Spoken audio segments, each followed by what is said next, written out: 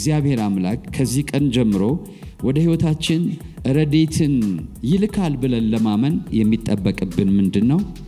አንዳንድ ሰዎች ሲመሰክሩ ስሰማ እኔ ሰው የለኝም ግን እግዚአብሔር አለኝ ብለው ያለቅሳሉ። እግዚአብሔር ካላችሁ ለምንድነው የምታለቅሱት? እስከዛሬ በዛ አይነት ሁኔታ ድካም ውስጥ አልነበራችሁም። አሁን ግን ሕይወታችሁ ደከመ።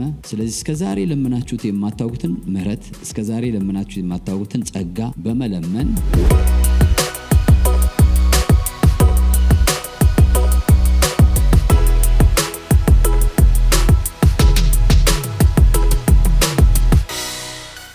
ሃሌሉያ። አባት ሆይ እናመሰግንሃለን፣ ስምህን እንባርካለን፣ ከፍ ከፍ እናደርግሃለን። በጌታ በኢየሱስ ስም አሜን። ተቀመጡ። እግዚአብሔር ይባርካችሁ።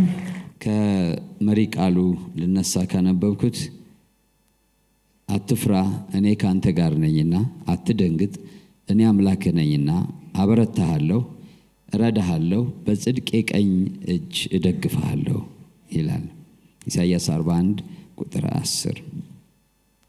ረድኤት ማለት አቅማችን በሚያበቃበት ቦታ የእግዚአብሔር እጅ ወደ ሕይወታችን ጣልቃ መግባት ማለት ነው። እንደ መጽሐፍ ቅዱስ ቃል የኛ አቅም ባበቃበት፣ የኛ ጉልበት ባለቀበት ስፍራ እግዚአብሔር ጣልቃ የሚገባበት ማለት ነው። እግዚአብሔር በዚህ ወር የኛ ነገር ባበቃበት በደከመበት ስፍራ ላይ ጣልቃ ይገባልናል። በእርግጥ በዚህ ወር ብቻ ነው ወይ? አይደለም። ነገር ግን ልዩ በሆነ ሁኔታ ይሄን እንድንረዳና በዚህ ወር የተረዳነውን ደግሞ ለሁሉም ወራቶቻችንና እድሜያችን ዘመን ይዘነው እንድንሄድ ይፈልጋል። እኛ የማንቀሳቀስ ያልቻልነው እርሱ ሊያንቀሳቀስ የማይችለው ነገር የለም። እኛ ላንችል እንችላለን። የእግዚአብሔር ረድኤት ጊዜ ነው ስንል በእኛ ልንቀሳቀስ ብሎ የኖረ ነገር የሚንቀሳቀስበት ጊዜ ነው ማለት ነው። አንዳንድ ጊዜ አንዳንድ ትልቅ ከባድ ነገር እየገፋችሁ ልትገፉ ስትሉ እምቢ ብላችሁ ልትተው ስትሉ ያያችሁ ሰው መጥቶ ጠጋ ብሎ አብሯችሁ ሲገፋ ይንቀሳቀሳል። እናንተ ማንቀሳቀስ ያልቻላችሁት ያ ሰው መጥቶ ቁሞ ስላያችሁ አይንቀሳቀስም። ነገር ግን አብሯችሁ ሆኖ የሱም እጅ ሲያርፍበት ግን ይንቀሳቀሳል። ረድኤት ማለት እንደዛ ነው። እስካሁን እናንተ እየሞከራችሁት እምቢ ያላችሁ፣ እስካሁን እናንተ እየገፋችሁት አልገፋ ያላችሁ ነገር እግዚአብሔር ግን ወደ እናንተ ሕይወት ሲመጣ መገፋት ይጀምራል። ክብር ለጌታ ይሁን።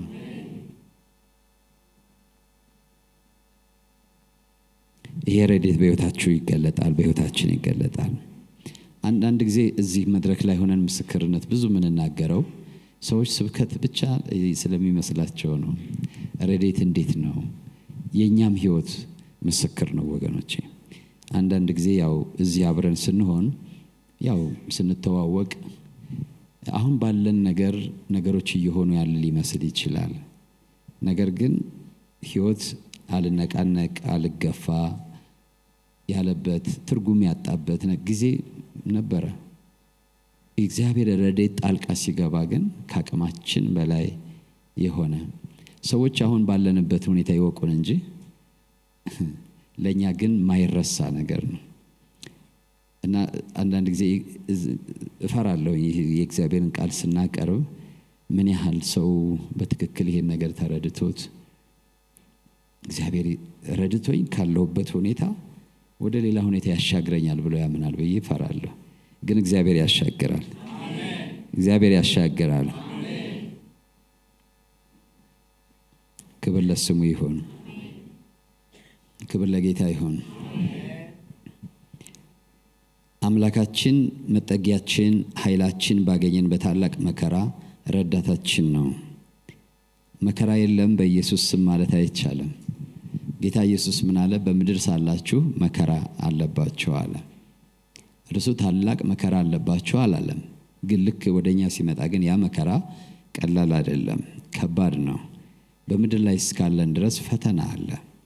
በምድር ላይ እስካለን ድረስ መከራ አለ። ግን እግዚአብሔር የሰጠን ተስፋ ደግሞ በዛ መከራ ውስጥ እግዚአብሔር ራሱ የቅርብ ረዳታችን ነው። ይህን ክፍል ብታነቡት በሌላ ትርጉም የቅርብ ረዳታችን። የድሮ አማርኛ ትርጉም ላይ ረዳታችን ብቻ ነው የሚለው፣ ግን ሌሎችን ትርጉሞች ብታዩ የቅርብ ረዳታችን። አሁን ደግሞ ከቅርብም በጣም ቅርብ ሆኖ ጰራቅሊጦስ ሆኖ መጥቶልናል። ጰራቅሊጦስ ማለት የቅርብ ረዳት ማለት ነው። አንዱ ትርጉም የቅርብ ረዳት፣ ከኛ ጋር የቅርብ ረዳት ስንል በዝምድናም በቅርበትም አብሮን ሆኖ የሚረዳ። አማኑኤል የሚለው ስም እግዚአብሔር ከኛ ጋር የሚለው በቦታና በጊዜ ማለት ብቻ ሳይሆን በዝምድናም ማለት ነው።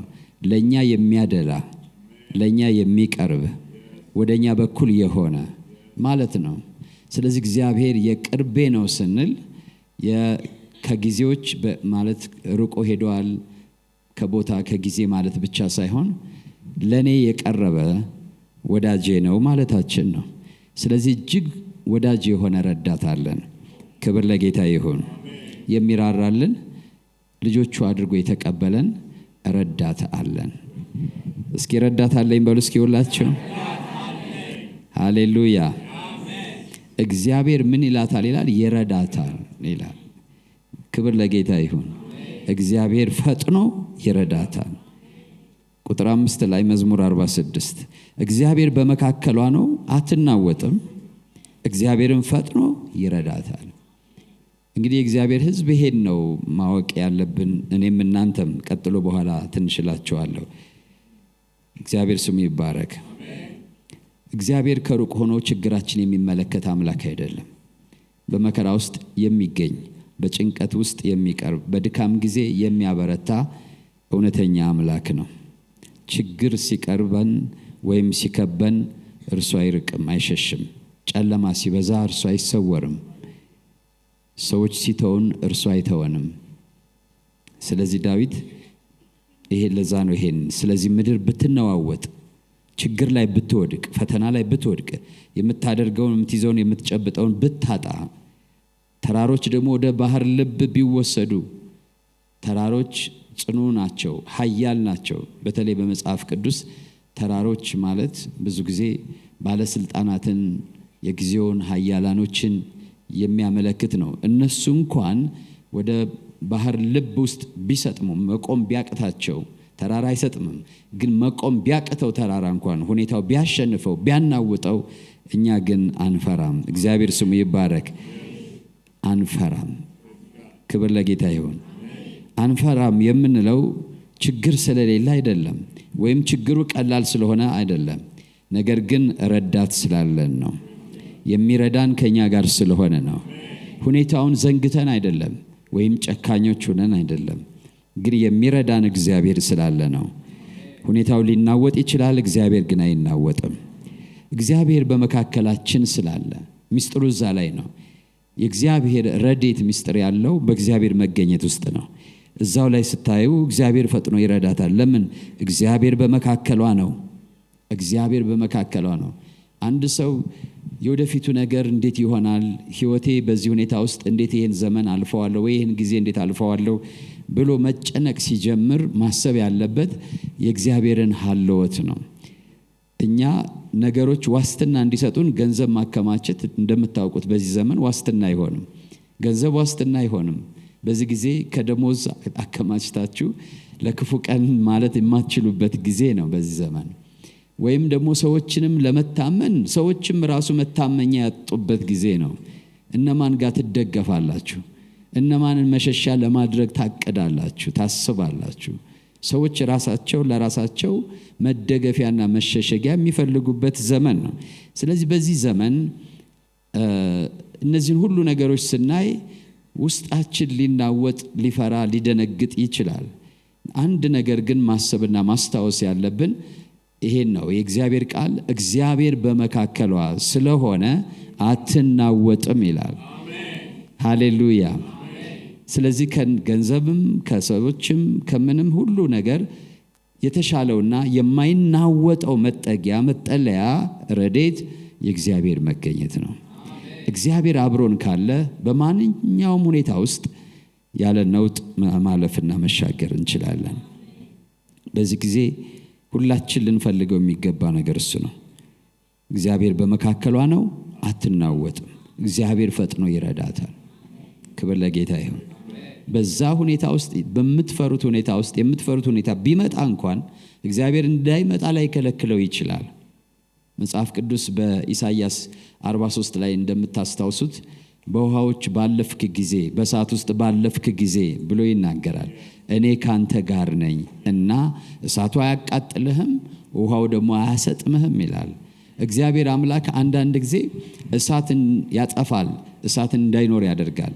አንዳንድ ጊዜ ባህርን ይከፍላል፣ ባህር እንዳይኖር ያደርጋል ወይም ይከለክላል። ነገር ግን አንዳንዴ ደግሞ በዛ ውስጥ እንድናልፍ ያደርጋል። አንዳንድ ጊዜ በዛ ውስጥ እንድናልፍ ያደርጋል። በዛ ውስጥ ግን በምናልፍበት ጊዜ ብቻችን አያሳልፈንም፣ አብሮን ያልፋል።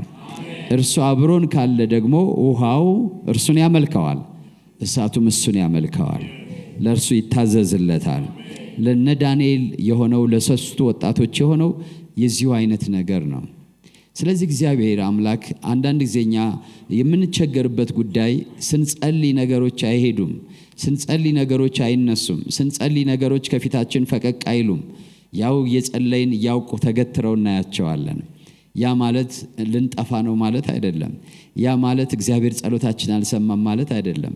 ያ ማለት አብቅቶልናል ማለት አይደለም። ነገር ግን እግዚአብሔር በዛ ሁኔታ ውስጥ አብሮን ሊያልፍ ወስኗል ማለት ነው። እርሱ አብሮን ከሆነ ደግሞ እንሻገረዋለን፣ እናልፈዋለን። ጌታ ስሙ የተባረከ ይሁን።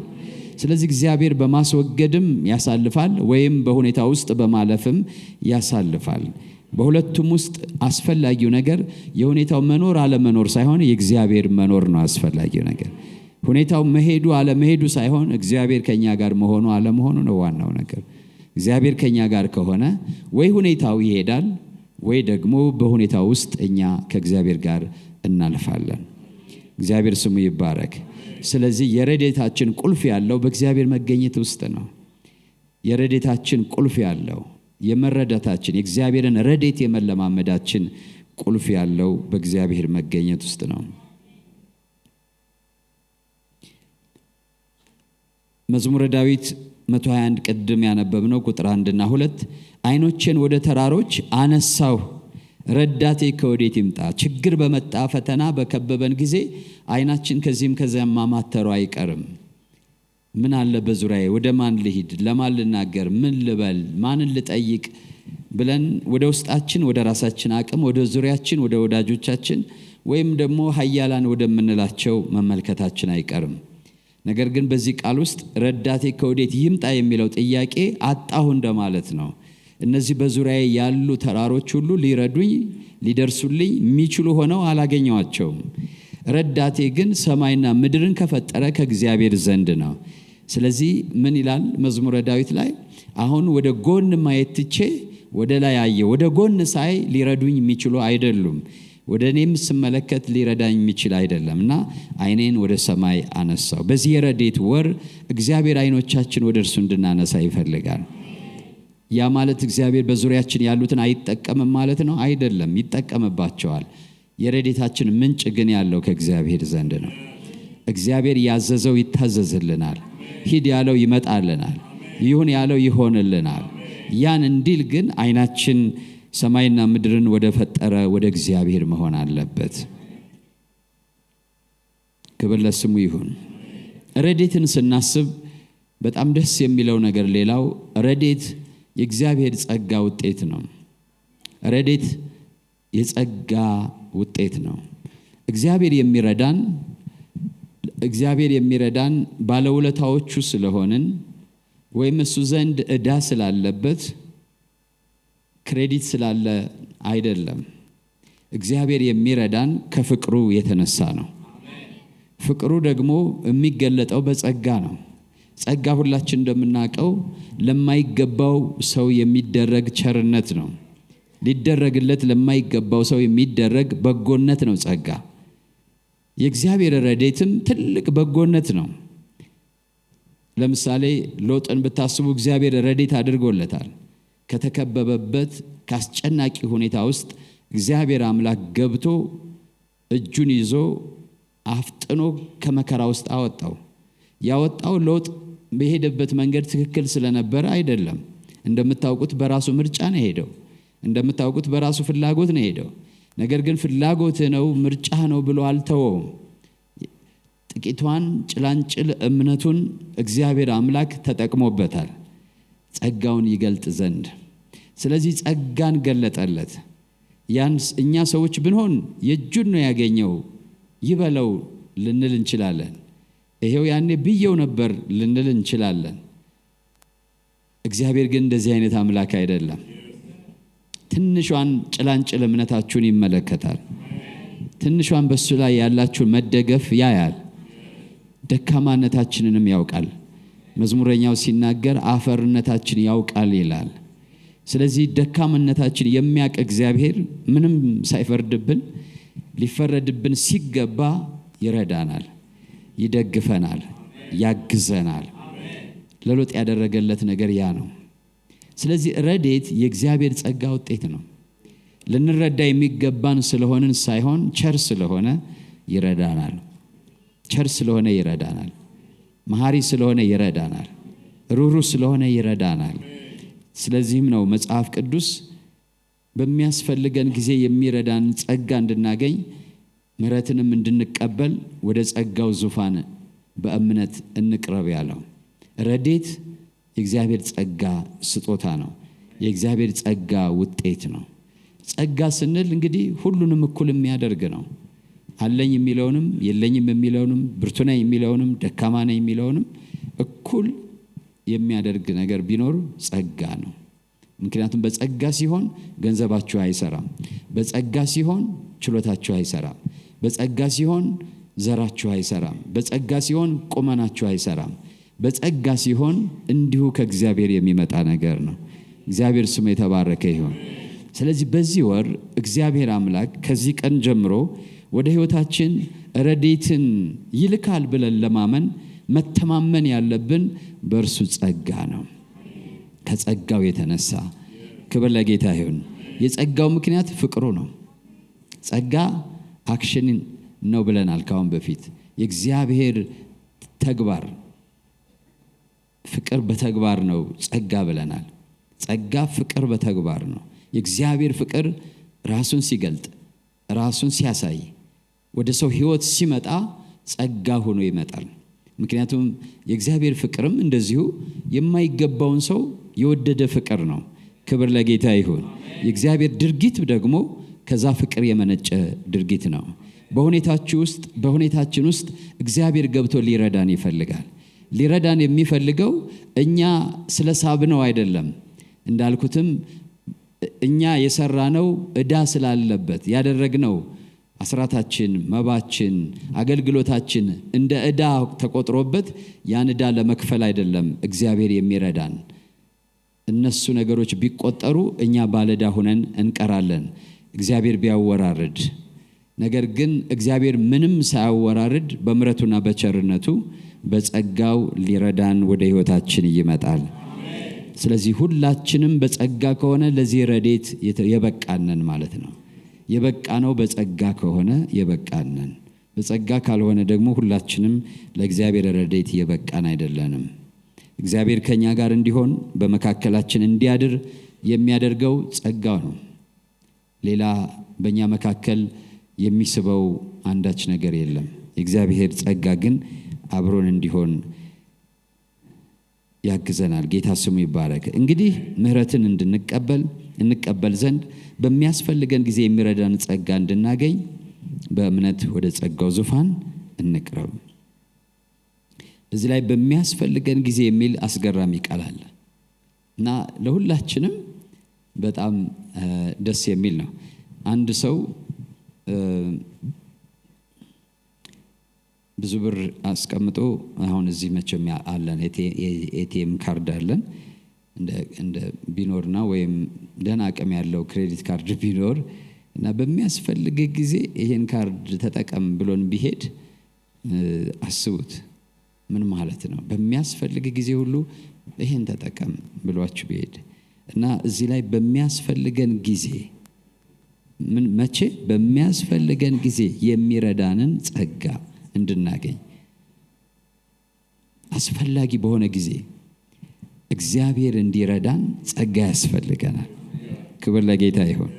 ስለዚህ በማናቸው አስፈላጊ ጊዜ ሁሉ የእግዚአብሔር ረድኤት በጸጋ አለ። ጌታ ስሙ የተባረከ ይሁን። ያለ ረድኤት የምንቀርባቸው ቀናቶች የሉም። ያለ አጋዥ የምንሆንባቸው ቀናቶች የሉም። ባዶአችን የምንቀርባቸው ቀናቶች የሉም። ስለዚህ ስጋት የለም። ጌታ ስሙ ይባረክ። አሜን ነው። ስጋት የለም። ለምን? በሚያስፈልገን ጊዜ ሁሉ የሚረዳን ጸጋ ወይም ረድኤት አለን። ኢሳይያስ 41 ቁጥር 10 ላይ ደግሞ በቀኝ እጄ እደግፋለሁ ይላል። በዛ ስፍራ ላይ ጌታ ዋና ዋና ነገሮችን እደግፋለሁ ብቻ ሳይሆን አበረታለሁ፣ እረዳሃለሁ ብሎ ይናገራል። እነዚህ ሶስት ነገሮች ይናገራል። የደከመውን ኃይልህን አድሳለሁ ማለት ነው።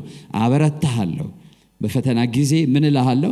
አበረታሃለሁ። አንዳንድ ጊዜ ሰዎች ፈተናው ሲመጣ ደንግጬ ፈርቼ እግዚአብሔርን አሳዝን ይሆን ብለው ይሰጋሉ። ገና የስጋት ጊዜ ሳይመጣ ማለት ነው። ነገር ግን ጌታ ምን ይላል? በዛ ፈተና ሰዓት እኔ አበረታሃለሁ ይላል። ሃሌሉያ። እኔ ምን እልሃለሁ? አበረታሃለሁ። የደከመውን ኃይል ያድሳል እግዚአብሔር አምላክ። ረድኤቱ የሚገለጠው በዛ ነው። አንዳንድ ጊዜ እግዚአብሔር ረድኤት እኛን ራሳችን በማበርታት ይገለጣል። አንዳንድ እግዚአብሔር ሁኔታዎችን ይለውጣቸዋል። አንዳንዴ ግን እኛን ያበረታናል። ጌታ ኢየሱስ ፈቃድ ቢሆን ይሄ ጽዋ ከኔ ይለፍ አለ፣ አላለፈም። ግን የሚያበረታው መልአክ ታየው ይላል። የሚያበረታው ማለት ህመም እንዳይሰማው ምናምን ሳይሆን በዛ ሁኔታ ውስጥ ለማለፍ እንዲጨክን አይዞህ በርታ የሚለው ነው እንጂ ህመሙ ይኖራል። እና አበረታሃለሁ ይላል። ረድኤት ማለት አንዱ ማበርታት ማለት ነው። ረድኤት ማለት ሁኔታዎችን ሁሉ መለወጥ ብቻ ላይሆን ይችላል። ሳይለወጡ ግን እናንተ እምነታችሁን ሳታመቻምቹ ጸንታችሁ እንድታልፉ የሚረዳ ማለት ነው። ያ ማለት ነው። ከዛ እረዳሃለሁ፣ ምን ብቻህን አትዋጋም ማለት ነው። በማትችለው ነገር ውስጥ አልተውህም፣ ብቻህን አትዋጋም። እኔ አብሬ እዋጋልሃለሁ፣ እኔ አብሬ እዋጋልሃለሁ፣ በሁኔታ ውስጥ አብሬ እሰራለሁ፣ እረዳሃለሁ። መለኮታዊ ነው ይሄ እርዳታ። በቀኝ እጄ ደግፋለሁ ምን ማለት ነው? አትወድቅም፣ እንድትወድቅ አልተውህም፣ እይዝሃለሁ፣ እንዳትንሸራተት አደረግሃለሁ። ደግ አንድ አብሯችሁ ሰው እየሄደ ሲል ብድግ ታረጉታላችኋል። ልክ የሱ አይነት ነው። እግዚአብሔር እንዲህ እያደረገ ነው ያኖረን። ሸርተት ስንል ብድግ እያደረገ እና አጠገባችን ያለው ስንንሸራተት ሊያነሳን ነው። ክብር ለጌታ ይሁን። ሃሌሉያ። እንድትወድቅ አልተውህም፣ እይዝሃለሁ። የእግዚአብሔር ረድኤት በዚህ መልኩ በዚህ ወር በሕይወታችን ይታያል። አይናችን ከፍተን ካየን እስከ ዛሬ ረድቶናል። ከእንግዲህም ደግሞ እግዚአብሔር በድንቅ ይረዳናል። ክብር ለጌታ ይሁን። ምናልባት እኛ እሱን ለመያዝ ላንደርስ እንችላለን፣ አቅም ላይኖረን ይችላል። ግን እሱ ይይዘናል። አንዳንድ ጊዜ እኛ መያዝ የሚያቅተን ጊዜ አለ። እሱን ግን እሱ በዛ ጊዜ ይይዘናል። ልጆቻችን እነሱ እኛን በመያዛቸው አንተማመንም አይደለ? ምን ብዙ ጊዜ ያው እንዲይዙ ያዘኝ ልንላቸው እንችላለን። ግን ወሳኝ ቦታ ላይ ከሆነ ግን እነሱ እንዲይዙን ሳይሆን የምንፈልገው እኛ ነው የምንይዛቸው። እና እግዚአብሔርም ደግሞ የሰጠን ተስፋ ይሄ ነው። እርሱ በቀኝ እጁ ኃይል ይይዘናል። ጌታ ስሙ ይባረክ። ትንንሽ ነገሮች ላይ እኛ ይዘነው አልፈን ሊሆን ይችላል። ከባድ ሁኔታዎች ላይ ግን እግዚአብሔር ለኛ እጅ አይተወንም። የራሱ እጅ ይዘናል። የራሱ እጅ ይደግፈናል። ሃሌሉያ። በሕይወቱ ያየ ሰው አለ? ከዚህ ዘመን በፊት ያየ ካለ ይሄ በጣም ቀላል ነው። እግዚአብሔር ስሙ ይባረክ። እስከ ዛሬ እግዚአብሔር የደገፈው የኔ እጅ ሳይሆን የሱ እጅ ይዞኝ ነው የቆምኩት የሚል ሰው ካለ ዛሬም ያ እጅ ይዘሃል። ዛሬም ያ እጅ ይዝሻል። ይረዳሃል፣ ይረዳሻል። ሃሌሉያ። ስሙ ይባረክ። ዳዊት የእግዚአብሔርን ሥራ በምድር ያደረገውን ታምራት እንድታዩ ኑ ይላል 46:8 ላይ። ያ ምድር ሁሉ ሲናወጥ አልተናወጥንም፣ ሲወድቅ አልወደቅንም እና እግዚአብሔር በእኛ ያደረገውን እንድታዩ ኑ ይላል። ክብር ለጌታ ይሁን። ከብዙ ነገሮች መናወጥ በኋላ የእግዚአብሔር ረድኤት ምስክር አድርጎ ያቆመናል። ሃሌሉያ። ነፋስ ሲመጣ፣ ወጀብ ሲመጣ፣ ጎርፍ ሲመጣ ብዙ ነገሮች በነበሩበት ስፍራ አይገኙም። እግዚአብሔር የረዳቸውና ያቆማቸው ግን ይገኛሉ። ስለዚህ ምስክር ይሆናሉ። ኑ ይላሉ። እንዳንናወጥ ያደረገንን፣ እንዳንሸሽ ያደረገንን፣ ከስፍራችን እንዳንለቅ ያደረገንን አምላካችን እግዚአብሔር የሰራውን ሥራ እዩ ብለው ለእግዚአብሔር ክብር ያመጣሉ። ክብር ለስሙ ይሁን። በዚህ የረድኤት ጊዜ የሚጠበቅብን ምንድን ነው? በዚህ የረድኤት ጊዜ የሚጠበቅብን እችን ተናግሬ ጨርሳለሁ። በዚህ የረድኤት ጊዜ የሚጠበቅብን የረድኤት ጊዜ ነው። አዎ፣ በእምነት እንቀበለዋለን። አንደኛው በዚህ የረድኤት ጊዜ ቅድም እንዳልኳችሁ ዓይናችን ወደ እግዚአብሔር ማንሳት ነው። ዓይንን ወደ እግዚአብሔር ማንሳት የጻድቃን ጥበብ ነው። አዎ፣ የምስኪኖች ነው። አዎ፣ የባዶዎች ነው። አዎ፣ ግን በእግዚአብሔር ዘንድ ምስኪንነት፣ ባዶነት ማለት ሙላት ማለት ነው። እኔ ሰው የለኝም ብላችሁ አታልቅሱ። ሰው የለኝም ብላችሁ ደስ ይበላችሁ። አንዳንድ ሰዎች ሲመሰክሩ ስሰማ፣ ሲናገሩ ስታያቸው እኔ ሰው የለኝም ግን እግዚአብሔር አለኝ ብለው ያለቅሳሉ። እግዚአብሔር ካላችሁ ለምንድን ነው የምታለቅሱት? የሰው አለመኖር ዓይናችሁን ወደ እግዚአብሔር እንድታነሱ ካደረጋችሁ ክብር ለእግዚአብሔር ይሁን። ቢቻል ሰው እያለ ብታነሱ መልካም ነው። ግን ሰው መኖሩ እንቅፋት ከሆነባችሁና እግዚአብሔር ሰውን ከፊታችሁ ገለል ካደረገላችሁ ዓይናችሁን ወደ እግዚአብሔር እንድታነሱ እድል ከሰጣችሁ እናንተ ሰለብሬት ልታደርጉ እንጂ የሚገባው ልታለቅሱ አይገባም። ብዙ ጊዜ ሰዎች ሲመሰክሩ በአንድ በኩል መልካም ይመስላል። ሰው የለኝም እግዚአብሔር ብቻ ነው ያለኝ ብለው ግን በለቅሶ ነው። ይሄ ምስክርነት አይደለም። እግዚአብሔር ከሰው ያንሳል እንዴ? እግዚአብሔር ረዳኝ ማለት ምስኪንነት ነው ወይ? ዓይንን ወደ እግዚአብሔር ማንሳት ማለት ምስኪንነት ነው ወይ? አይደለም፣ አይደለም። እና እኔማ ዓይኔን ወዴት አነሳለሁ? እኔማ ሰው የለኝም፣ ያው ያለኝ እግዚአብሔር ነው። እግዚአብሔር የመጨረሻ ምርጫ አይደለም። እግዚአብሔር አንደኛም ተወዳዳሪም የሌለው ምርጫችን ነው። ክብር ለጌታ ይሁን። ስለዚህ ከእንግዲህ በኋላ እንደዚህ አትመሰክሩም ብዬ ተስፋ አደርጋለሁ። በቃ አባትና እናቴ ተውኝ፣ እግዚአብሔር ከተቀበለኝ የአባትና የእናቴን መተው እግዚአብሔር ይባርካችሁ ነው እንጂ ማለት ያለብኝ ለምንድን ነው ማለቅሰው? እግዚአብሔር ይባርካችሁ። እናንተ ባትገፉ ይኖሮ ዳዊት አክቹአሊ አባባሉ እንደዛ ነው። እነሱ ባይገፉ ይኖሮ እግዚአብሔር አይቀበለኝም ነበር ነው። ለምን? በስጋ ለባሹ የሚታመን በሰው የሚታመን ስጋ ለባሹን ክንዱ የሚያደርግ እርጉም ነው የሚለው አይደለም? እርጉም ነው። እግዚአብሔርን ተስፋ የሚያደርግ ደግሞ የተባረከ ነው። ክብር ለጌታ ይሁን። ስለዚህ በዚህ ጊዜ የሚያስፈልገው ዓይናችን ሙሉ በሙሉ ወደ እግዚአብሔር ማንሳት ነው። እያለም ተራሮች ዓይናችን ማረፊያ የሆኑ ተራሮች ቢኖሩ፣ አካውንታችሁ ሙሉ ቢሆንም፣ ዘመድ ጓደኛ ቢኖራችሁም፣ ባለስልጣን ቢኖራችሁም ዓይናችሁን ወደ እግዚአብሔር አንሱ። እውነተኛው ረድኤት የሚመጣው ከነዚህ አይደለም። እግዚአብሔር በእነዚህ በኩል ሊልክ ይችላል። የረድኤት ምንጭ ግን እግዚአብሔር ነው። ስለዚህ ዓይናችንን ወደ እግዚአብሔር ማንሳት ይኖርብናል። ሁለተኛ በእምነት መጣራት ነው። እግዚአብሔርን በእምነት መጣራት። ራሱ እግዚአብሔር ትልቅ ተስፋ ሰጥቶናል። ደስ የሚለው ነገር እግዚአብሔር ራሱ ትልቅ ተስፋ ሰጥቶናል። መዝሙር 50:15 ላይ ምን ይላል? በመከራ ቀን ጥራኝ። እንዴት ደስ ይላል! እኛ መከራ መጣብን ብለን ነው የምንጨነቀው አይደለ? ራሱን ግን የመከራ ቀን ዋስ ሆኖ አቅርቦል ለኛ ራሱን የመከራ ቀን ዋስ አድርጎ አቅርቦልናል። እና በመከራ ቀን ምን በላይ ነው ያለው? ጥራኝ፣ አድንሃለሁ፣ ረድኤት እሆንሃለሁ፣ አንተም ታከብረኛለህ። ምንድነው?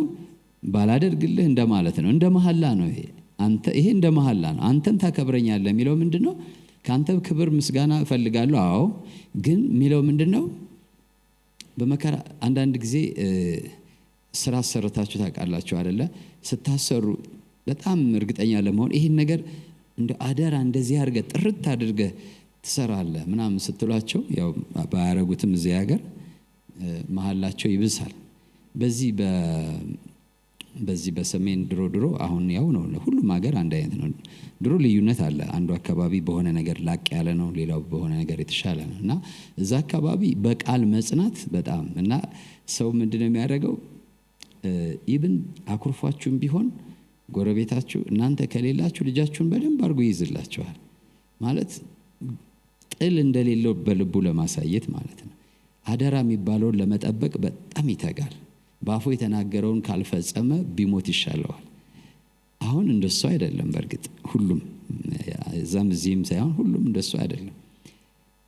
እና በዛን ጊዜ እንደዛ ነው። አሁን እንደዛ አይደለም። ግን አሁንም አምናችሁ ገደል እንዳትገቡ ብዬ ነው የሰው ቃል እና አሁን የሆነ ስራ ጥሩ አድርገህ ስራልኝ ምናምን ስትል ታየዋለህ፣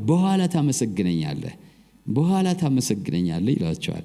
በኋላ ታመሰግነኛለህ ማለት እንደተናገርኩት ማድረጌን አይተህ ማለት ነው አይደለም? ልክ እንደዛ ነው። እግዚአብሔር ምን አለ? በመከራ ቀን ጥራኝ አድንሃለሁ፣ አንተም ምን ትለኛለህ? እርግጠኛ እንድንሆን ነው ይሄን የሚናገረው። አንተ ያኔ ታከብረኛለህ። በቃ ክብር ለጌታ ይሁን። ማዳኔ አይቀርም፣ መርዳቴ አይቀርም፣ ስጠራኝ መድረሴ አይቀርም። ከዛስ ቃሌን ስለጠበቅኩ አንተ ምን ትለኛለህ? ታከብረኛለህ፣ ታመሰግነኛለህ። ስለዚህ በዚህ ጊዜ ማድረግ ያለብን ወይም በማናቸውም የመከራ ጊዜ እግዚአብሔርን መጥራት ነው። መጽሐፍ ቅዱስም ሲናገር በአዲስ ኪዳን መከራን የሚቀበል ቢኖር ይጸልይ ይላል። ያጉረምርም አይደለም፣ ይጸልይ። ሲጸልይ ደግሞ በምን? በእምነት። ክብር ለጌታ ይሁን። እግዚአብሔር የሚፈልገው በእምነት እንድንጠራው ነው። በእምነት እንድንጠራው ነው። ይሄን ከፊታችን ያሉትን ወቅቶች ለማለፍ ወገኖች በእምነት እግዚአብሔርን መጥራት ያስፈልጋል። እግዚአብሔርን በእምነት መጥራት ያስፈልጋል። ሰዎች የሚንሸራተቱበት ጊዜ ሊሆን ይችላል። ሰዎች ስፍራቸውን የሚለቁበት ጊዜ ሊሆን ይችላል። ስለዚህ በጣም በእምነት እግዚአብሔርን መጥራት ይኖርብናል። እግዚአብሔርን መጥራት ሰዎች የሚሸሹበት ጊዜ ሊመጣ ይችላል። የሚንሸራተቱበት ጊዜ ሊመጣ ይችላል። ግን ይሁን እንጂ እግዚአብሔርን በዛ ሰዓት በእምነት መጣራት ያስፈልጋል። ጌታ ስሙ የተባረከ ይሁን። ጥራኝ፣ እሰማሃለሁ፣ እመልስልሃለሁ፣ እረዳሃለሁ፣ አንተ ደግሞ ምን ትለኛለህ? ታከብረኛለህ። ሶስተኛው ቅድም ያልነው ነው፣ ወደ ጸጋው ዙፋን በእምነት መቅረብ ነው። ከእግዚአብሔር አንሽሽ፣ ወደ እርሱ እንሩጥ፣ ወደ እግዚአብሔር እንቅረብ። ፈተናዎች የበለጠ ወደ እግዚአብሔር፣ ድካም የበለጠ ወደ እግዚአብሔር፣ ውድቀት የበለጠ ወደ እግዚአብሔር የሚያቀርበን መሆን አለበት። ሁሉንም አትራፊ ማድረግ እንችላለን። ሁሉን ነገር በሕይወታችን የሚመጣውን ለትርፍ መጠቀም እንችላለን። እግዚአብሔር ይመስገን። ለምን መጠቀም እንችላለን? ለትርፍ። ለምሳሌ በሆነ የሕይወት ድካም ውስጥ ብትገኙ በዛን ጊዜ እስከዛሬ ተጠቅማችሁት የማታውቁትን የእግዚአብሔርን ምሕረትና ጸጋ መጠቀም ትችላላችሁ። እስከዛሬ በዛ አይነት ሁኔታ ድካም ውስጥ አልነበራችሁም። አሁን ግን ሕይወታችሁ ደከመ። ስለዚህ እስከዛሬ ለምናችሁት የማታውቁትን ምሕረት፣ እስከዛሬ ለምናችሁት የማታውቁትን ጸጋ በመለመን እስከዛሬ ያልተለማመዳችሁትን ምሕረትና ጸጋ መለማመድ ትችላላችሁ። እስከዛሬ በዛ ሁኔታ ወደ እግዚአብሔር መጣችሁ አታውቁ ይሆናል። ሌላ ድካም አጋጥሟችሁ ይሆናል። ልክ እንደዛው ማለት ነው። ያው ችግራችን ምንድነው? ሁኔታዎች ያሸሹናል፣ ያስደነግጡናል፣ ያስበረግጉናል። ግን አንድ ነገር ነው መማር ያለብን። በሁኔታዎች ውስጥ ከእግዚአብሔር መሸሽ ሳይሆን ወደ እግዚአብሔር መሸሽ መማር አለብን። ወደ ማን መሸሽ? ኢንክሉዲንግ ውድቀትን ጨምሮ ማለት ነው። ሰዎች ስንወድቅ የበለጠ እግዚአብሔርን መፈለግ፣ ስንሳሳት የበለጠ እግዚአብሔርን መፈለግ። አንድ ጠላታችሁን ዲያብሎስን ተስፋ ታስቆርጣላችሁ። ያው ተስፋ ባይኖረውም የሚቆርጠው ተስፋ የለውም። ለዛ ነው ሁሌ የሚዋጋው፣ ምንም ተስፋ የለውም። ቢያንስ ግን ድል ተነሱታላችሁ። እናንተን በመጣል ተስፋ እንደማያስቆርጣችሁ፣ የበለጠ በልህ ወደ እግዚአብሔር እንደምትቀርቡ፣ የበለጠ የእግዚአብሔር ምሕረትና ቸርነት የምታውቁ ሰዎች እንደምትሆኑ ለጠላታችሁ ለዲያብሎስ ማሳየት አለባችሁ። በሳታችሁ ጊዜ የበለጠ በእግዚአብሔር በመታመን ሳይስት በእግዚአብሔር ከሚታመነው በልጣችሁ መገኘት አለባችሁ። በቆሸሻችሁ ጊዜ በኢየሱስ ደም በመታጠብ ሳይቆሽሽ ቆሞ ከሚሄደው የተሻለ ሆናችሁ መገኘት ትችላላችሁ። ለምን? አሁን የኢየሱስን ደም በሕይወታችሁ አፕላይ ያደረጋችሁ ነው። ስለዚህ ፈተናዎች፣ ውድቀቶች፣ ችግሮች ከእግዚአብሔር ሊያሸሹን አይገባም። እግዚአብሔር መፍትሄያችን ስለሆነ መድኃኒታችን ስለሆነ ወደ መድኃኒት የበለጠ ይቀርባል እንጂ በህመም ጊዜ ከመድኃኒት አይሸሽም። ስለዚህ በኃጢአት ውድቀት ጊዜ እግዚአብሔር የኃጢአት መድኃኒት ነው፣ ወደ እርሱ ይሸሻል። በጉስቁልና ጊዜ እግዚአብሔር የሚባርክ ነው፣ ወደ እርሱ ይሸሻል። እግዚአብሔርን ስንበረታ አይደለም ልንፈልገው የሚገባው፣ እንዲያውም በድካማችን ጊዜ ነው። እሱም ለዛ ነው ይሄ ወደ ጸጋው ዙፋን በእምነት እንቅረብ የሚለው ምህረትን እንድንቀበል ነው የሚለው። አብሮ እርዳታን ብቻ ሳይሆን ምን እንድንቀበል? ምህረትን እንድንቀበል። ስለዚህ በዚህ ጊዜ ወደ እግዚአብሔር መሸሽ ይኖርብናል። ሌላው ፍርሃትን ማስወገድ ነው። ለምንድነው ማንፈራው? እግዚአብሔር እኔ ካንተ ጋር ነኝ ብሎናል። እግዚአብሔር ለፍርሃት መድኃኒቱ የእግዚአብሔርን አብሮነት ዕውቅና መስጠት ነው። በሉ እስኪ ሁላችሁም ለፍርሃት መድኃኒቱ በሉ እስኪ የእግዚአብሔርን አብሮነት ማወቅ ነው። ማለት በስሜት ሳይሆን በእውነት ማለት ነው። እግዚአብሔር እኔ ካንተ ጋር ነኝ እስከ ዓለም ፍጻሜ ካለ ያን ቃል ማመን አለብን። እግዚአብሔርን በቃሉ ነው የምናምነው፣ በስሜታችን አይደለም። በስሜታችን አይደለም። እንዴት ብሎ እግዚአብሔር ከኔ ጋር ይሆናል አንልም። እግዚአብሔር እኔ ከናንተ ጋር ነኝ ብሎናል። እስከ መቼ? እስከ ዓለም ፍጻሜ። እግዚአብሔር ስሙ ይባረክ። ስለዚህ ፍርሃት መወገድ አለበት። ፍርሃት መጥፎ በሽታ ነው። ፍርሃት አደገኛ በሽታ ነው። ሁሉን ነገር የሚያዛባ በሽታ ነው። ስለዚህ እሱን ማድረግ። አምስተኛ ማረፍ ነው። በእርግጥ ከላይ ያልኳቸው ነገሮች ሁሉ የሚያደርግ ሰው ማረፉ አይቀርም። በመዝሙር 46 ቁጥር 10 እረፉ እኔም አምላክ እንደሆንኩ እወቁ ይላል። ማረፍ። እግዚአብሔር በስራ ላይ ነው። እግዚአብሔር አሁንም እየጠበቀኝ ነው። እግዚአብሔር አሁንም እየረዳኝ ነው። እግዚአብሔር አሁንም ከኔ ጋር ነው ብሎ በእግዚአብሔር ማረፍ። በአንተ ላይ ታምናለችና በአንተ ለምትደገፍ ነፍስ ፈጽመህ በሰላም ተጠብቃታለህ ይላል እግዚአብሔር ቃል ኢሳይያስ 26 ቁጥር 3። በአንተ ላይ ታምናለችና በአንተ ለምትደገፍ ነፍስ ፈጽመህ በሰላም ተጠብቃታለህ። ስለዚህ በእግዚአብሔር ታምነን ማረፍ ያስፈልገናል። ሃሌሉያ። እረፍት ማለት ምንም አለማድረግ ማለት አይደለም።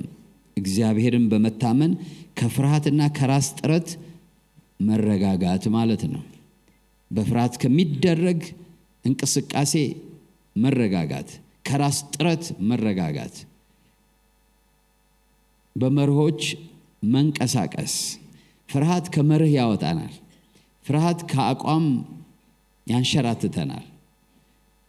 በተቃራኒው ደግሞ ማረፍ፣ በእግዚአብሔር ማረፍ ደግሞ እግዚአብሔር የማይለወጥ አምላክ፣ እግዚአብሔር የማይሻር አምላክ፣ እግዚአብሔር ሁሉን ቻይ አምላክ መሆኑን ተማምነን በእግዚአብሔር ነፍሳችን እንድታርፍ ማስገደድ ነው። በአንተ ላይ ምን ብላለችና? ታምናለችና በአንተ ለምትደገፍ ነፍስ ፈጽመ በሰላም ተጠብቃታለህ። እንቆምና ጌታን እናመሰግናለን። ስለዚህ ወር ጌታ ስሙ የተባረከ ይሁን። ሃሌሉያ፣ ስሙ ይባረክ። ሃሌሉያ፣ ሃሌሉያ። ክብር ለስሙ ይሁን። እናመስግነው ሁላችንም። ሃሌሉያ፣ ሃሌሉያ፣ ሃሌሉያ። ስሙ ይባረክ። ሃሌሉያ። የረድኤታችን አምላክ እግዚአብሔር ከኛ ጋር ነው። እስኪ በሉ የረድኤቴ አምላክ እግዚአብሔር ከኔ ጋር ነው በሉ እስኪ።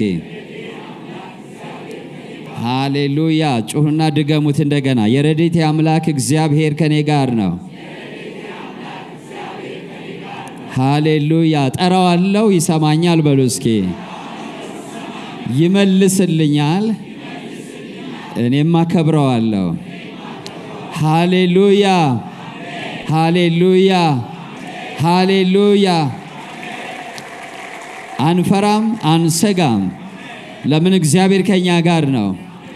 ረድኤት ፈጥኖ መጥቶልናል። ጌታ ስሙ ይባረክ። የእግዚአብሔር ረድኤት በፊታችን ፈጥኖ መጥቷል። እኔ ሁላችሁንም እንኳን ደስ አላችሁ እላችኋለሁ። ለምን? እግዚአብሔር ይረዳቸዋል፣ እግዚአብሔር ይደግፋቸዋል። አባት ሆይ እናመሰግንሃለን፣ ስምህን እንባርካለን፣ ከፍ ከፍ እናደርግሃለን። ክብር ለስምህ ይሁን። በዚህ ወር ስለተላከልን ረድኤት ሁሉ እናመሰግንሃለን። ያገለግሉንና ይረዱን ዘንድ ስለተሰማሩ ቅዱሳን መላእክቶች አባት ሆይ እናመሰግንሃለን። በሕይወታችን ጣልቃ እንዲገቡ እንዲያግዙን፣ በሥራችን መከናወን እንዲሆን ስለተላኩ ስለነዚህ መላእክቶች እናመሰግንሃለን። ስለተላከልን ረድኤት እናመሰግንሃለን። ረድኤት ተልኮላችኋል። ስለ እያንዳንዱ ቀን አመስግኑት እግዚአብሔርን። የማታውቁት ፈተና አለ፣ የማታውቁት ደግሞ ረድኤት አለ። የማታውቁት ችግር አለ፣ የማታውቁት መፍትሄም ተዘጋጅቷል። ስለዚህ እግዚአብሔርን ስለ መፍትሄው እናመሰግነዋለን። እግዚአብሔርን ስለ መፍትሄው እናመሰግነዋለን። እግዚአብሔርን ስለ ረድኤቱ እናመሰግነዋለን። እግዚአብሔርን ስለ ኃይሉ እናመሰግነዋለን። ክብር ለስሙ ይሁን። ሃሌሉያ። ስምህ ይባረክ። እናመሰግንሃለን፣ እናከብርሃለን። ሃሌሉያ። ጌታ ኢየሱስን የግል አዳኛችሁ አድርጋችሁ ያልተቀበላችሁ ቀጥሎ ያለውን ጸሎት ከኔ ጋር በመጸለይ ወደ ሕይወታችሁ እንዲገባ አሮጌው ታሪካችሁ እንዲያቆም አዲስ ጅማሬ በሕይወታችሁ እንዲጀምር ማድረግ ትችላላችሁ። አሁን ይሄን አብረን እንጸልይ። እኔ የምለውን በማለት ኢየሱስን ወደ ሕይወታችሁ ጋብዙት። እግዚአብሔር አምላክ ሆይ ዛሬ ወደ አንተ ስለጠራኸኝ አመሰግንሃለሁ። እግዚአብሔር ሆይ እኔ ኃጢአተኛ ነኝ፣ ኃጢአቴን ይቅር በለኝ፣ መተላለፌን ደምስስልኝ። ክቡር በሆነው በልጅ በኢየሱስ ክርስቶስ ደም ከኃጢአቴ ሁሉ አንጻኝ። እግዚአብሔር ሆይ ዓለምን፣ ሰይጣንን፣ ሥራውን ክጃለሁ። ጌታ ኢየሱስ ክርስቶስን የሕይወቴ አዳኝና ጌታ አድርጌ ተቀብያለሁ። ኢየሱስ ክርስቶስ ከሙታን እንደተነሳ በልቤ አምናለሁ። ጌታም እንደሆነ በአፌ መሰክራለሁ። እግዚአብሔር ሆይ ስለተቀበልከኝ አመሰግንሃለሁ። አሁን ልጅህ ነኝ። ይህን ዕድል ስለሰጠኸኝ አመሰግንሃለሁ። አሜን።